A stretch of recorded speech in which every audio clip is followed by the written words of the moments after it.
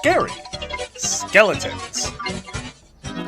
Except we don't have a skeleton. While technically not a dragon, this CR-17 Ghost Dragon is listed as an undead. It's a ghost after all.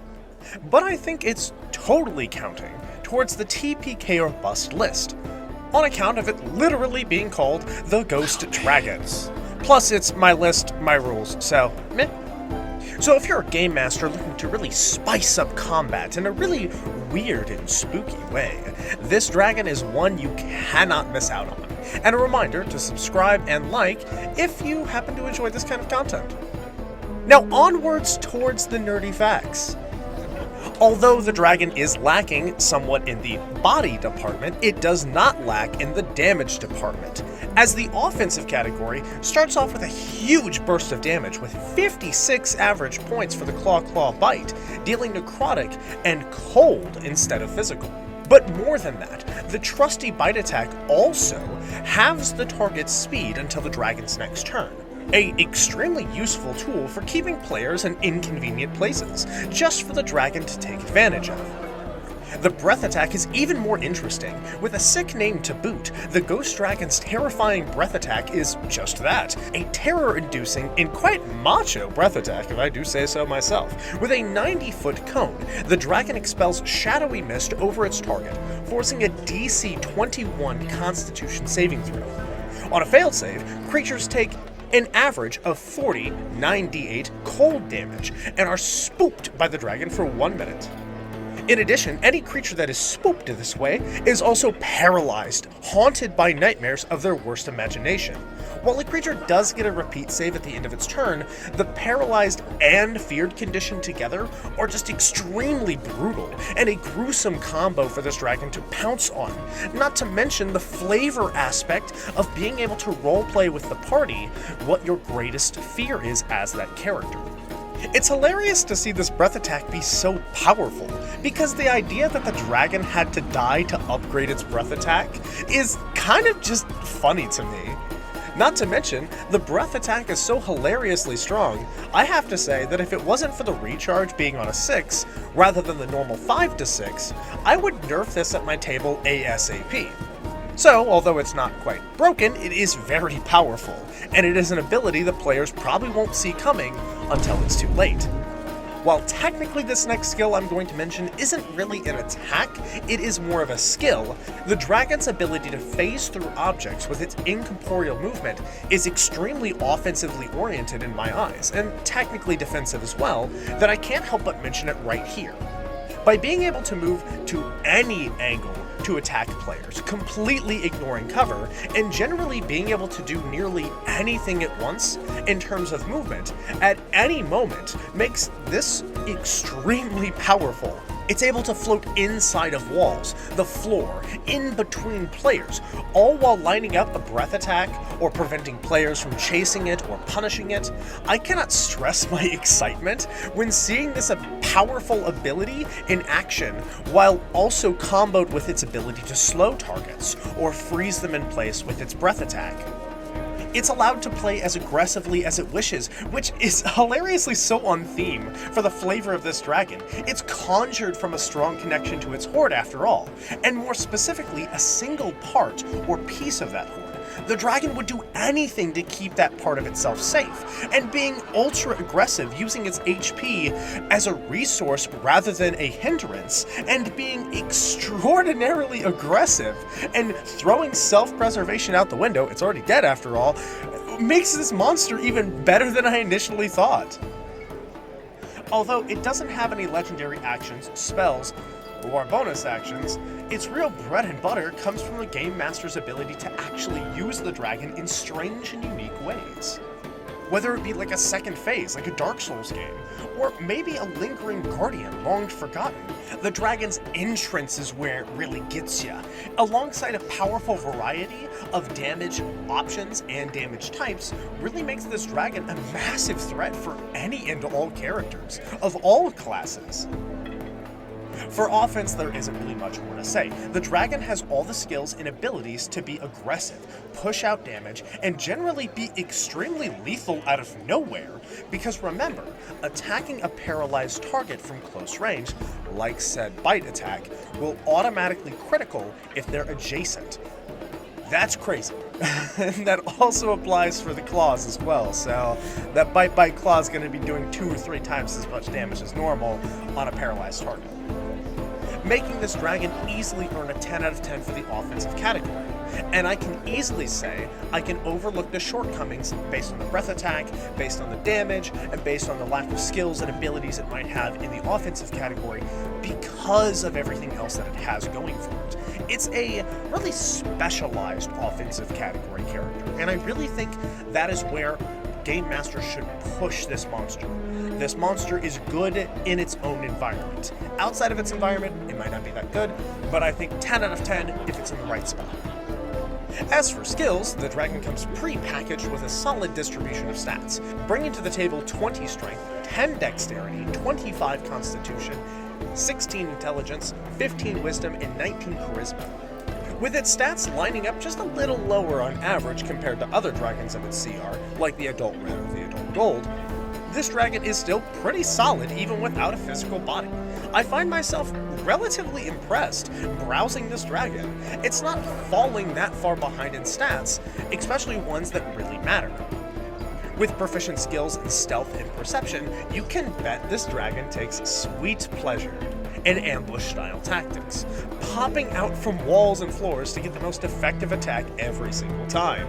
With senses like Blindsight 60 feet, Dark Vision 120, and a passive perception of 24, this dragon's not going to be missing much. While its incorporeal skill option was discussed in the offensive section, it's still a crazy potent ability for defense. Its ability to take cover fully at any angle, anytime at once, is extremely potent, with abilities like Unusual Nature, allowing it to persist like the ghost it is without food, air, sleep, or water. The Ghost Dragon is quite the enjoyable CR17 dragon for sure. It has movement options, like its 40-foot fly speed, as a hover, and a walking speed of 40 that I really never see it using. Like, it's a ghost, why would it want or need to walk anywhere? For skills, this dragon has all the basics covered, but it clearly has a lack of variety. It has no third movement option. Well, outside of walking through walls, it has no more than 2 proficient skills, and a lack of a personal touch. The Ghost Dragon is getting an average of 5.2 out of skills, and while most of its abilities are to par, its lack of proficient skills and spells specifically can be overlooked with that impressive incorporeal movement option, and a reminder that when this creature is probably in its element, when it's got the surprise factor, when somebody isn't prepared against it, it's going to be doing a lot of extra work. And while a 5.2 may sound a little harsh up front, this dragon is going to be extremely strong in its own element when it has the surprise factor, when it's coming up as a fresh monster. But against experienced party members, and especially party members who know their way around incorporeal movement and ghosts and the undead, it's not gonna be that powerful, or at least as powerful as it could be. And while being a ghost is technically never good for your health, the defensive skills of the dragon really put it into perspective how jealous I was of Danny Phantom as a kid. With a thick HP bar of 324, the dragon will be in the fight for quite a number of rounds before needing to reevaluate its strategy. But more than that, with a crazy list of immunities and resistances a mile long, let's just jump right into it. With resistances to bludgeoning, piercing, slashing, both magical and not, you can bet your bottom dollar most martial classes, magical or not, are going to struggle to do the damage they normally put out consistently. In addition to the dragon's fly speed, and its ability to go behind walls and into walls completely for cover, many players are going to have to hold actions and be forced to do half or less of the damage that they would normally do. This in totality is a completely annoying defensive ability combo that I 100% respect, and encourage game masters to abuse all the time. But it doesn't even end there. As a ghost, it gets immunity to many elemental damage types, such as the following: acid, cold, necrotic, and poison. These are 4 solid damage types it takes nothing from. And as an HP tank, the Ghost Dragon will make all player characters miserable at the same time. What an impressive trick! And in addition, it's able to dodge and avoid some of the spell effects with increased saving throws to its constitution, its wisdom, and its charisma. This dragon is already taking a massive lead with its arsenal of defensive skills, and it's not even done yet. With amazing condition immunities to the following: Charmed, Exhaustion, Frightened, Grappled, Paralyzed, Petrified, Poisoned, Prone, and Restrained. All of these condition immunities come from its lack of a physical body, but heck, honestly, that list is ridiculous when paired with its wonderful movement, even better HP, and its ability to phase through objects. But it's not all sunshine and rainbows, as undead have a few problems that the dragon faces being an undead at all. First is the dragon's all-you-can-eat buffet style 10 AC, allowing players to darn near always hit any attack they throw at the dragon. Half damage or not, hitting nearly every time is a huge flaw. Many players will wisen up to its skills and strengths, and begin to force it to make dexterity saving throws against spells like Lightning Bolt, or make saving throws against effects like Polymorph that change its shape. Another flaw is its weakness to radiant damage. As many players know, the light of their gods can easily smite all undead and force those undead bastards back into every... Wait, it's not weak to radiant?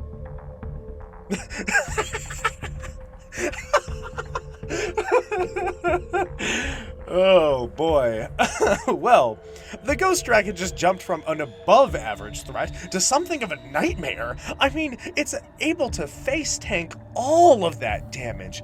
It can force itself to succeed on the few saving throws it's weak against, and honestly, it's able to get the jump on most players. And even if they do manage to turn the tides, its ability to just soak damage is just better than theirs. The Ghost Dragon easily faces back into a lead with a 9.7 on its defensive score. I mean, come on, people, look at that list of immunities and resistances. It's a mile-long list with the skills to back it up, with its abilities to hide, take full cover, to resist effects. Alongside having great HP, this dragon makes a huge splash when it hits, and many players just won't have the tools to deal with it. I cannot wait to hear about someone flying in, trying to Divine Smite it, and it doesn't take double damage. Oh, I can just imagine the shock on the paladin's face. Although, to be honest, I am a little suspect of the 10 AC. I think everything else more than makes up for it, but without seeing one at the table officially, as I've never ran one myself, I'm not sure how 10 AC is going to fit. Especially with it having to protect that one piece of the horde that really embodies itself. That's a huge weakness to me, and I don't know if that fully is covered up by its defensive abilities. For flavor, the Ghost Dragon needs to be explained just a little bit more. Well, more so that its page in Fizban's Treasury of Dragons needs to be expanded. Its 2 paragraphs of information really isn't a lot to pull from, and that's not so much a bad thing. A game master can use the lack of information as creative freedom, using this dragon for good or evil, dropping it in many of their games with ease. But to me, I see this as an annoying flaw. It's just a little bit more information would have been perfect, like how they are formed, like why they are formed. It would just be wonderful. The ominous, they do it because they are strong and want to protect their horde, is fine, but honestly, it's kind of lame. just a little bit more detail would have been perfect. And again, I'm not saying that's like a fully bad thing, because you can make whatever story you want off of it. They're powerful, of course they're powerful. They did this and this and this because it's my game. Yes, of course you can do that. But just a little bit more direction would have been wonderful, like maybe a god being involved, or name drop a specific wizard who did it first, or a specific dragon that did it first, or maybe there's a ritual. I don't know. Just a little bit would have been wonderful here. Like, for flavor, I normally use their personality, their tactics, their home field advantage, and overall history to make a score. But there's none of it here. There's nothing here to use. And honestly, I want to be generous with this dragon. This dragon's amazing to read about, and it's been a lot of fun to break down and understand based on the numbers and what it has and its stats, but without anything of real substance to sink my teeth into, I gotta give it an overall flavor fail of 4.5 out of 10. And almost all of the 4 in that 4.5 is it being a ghost. I love the idea of this dragon being a lingering guardian, long forgotten, protecting a dangerous artifact from explorers and villains alike. A misunderstood undead with one goal: do what it could not in life. And it can be used in this way or 100 other ways. The Ghost Dragon is just soaking full of potential after all. But without any more details, it's all up to the game master of the world to come up with those details to make that answer. Like, how did this happen? Was it a ritual, or maybe a contingency spell gone wrong or right? I think game masters can easily add this dragon into their game, but it will take a better understanding of what the dragon was before it was a ghost to really throw it into the table. With all that stated, all the scores tallied, goosebumps acquired, and a healthy respect for the undead now, the Ghost Dragon gets a total score of 7.38 out of 10. Which lets this dragon hover right over to the flavorful fight segment. Honestly, a perfect fit, if I do say so myself. Honestly, many parties, if not expecting a dragon like this, might not have a way to beat it. Rogues and monks unable to really dish out significant damage, while many spells and abilities do no damage whatsoever to it. On top of skills and abilities that just avoid damage completely. And this monster plays the role of ambusher and tank so well, even if it does make a mistake on who it's grabbing or attacking, it has the HP to wait and do it again. I recommend this as a fun little side project for dungeon masters looking for something fresh and unique, something different. And if you're looking for other fresh and unique takes, go check out my other TPK or BUST list dragons. There's quite a few good ones on there, especially the ones that you thought you knew about. I hope to see you next time, and thanks for tuning into this one. Make sure to stick around for the next one. It's sure to make you green with envy.